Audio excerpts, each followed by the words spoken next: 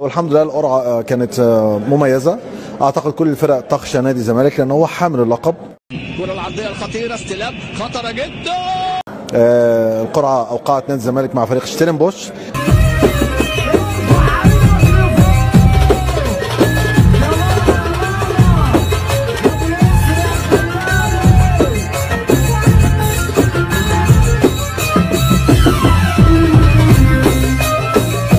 واعتقد كل الفرق تخشى نادي الزمالك لانه حامل اللقب، واكيد ترشيحات بتبقى الحامل اللقب كبيره جدا.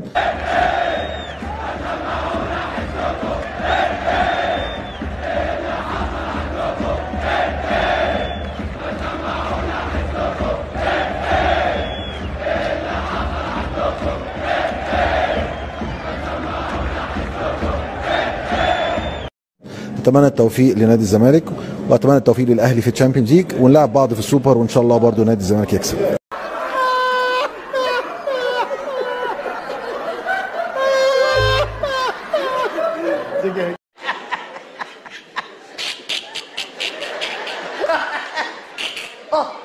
يا قلبي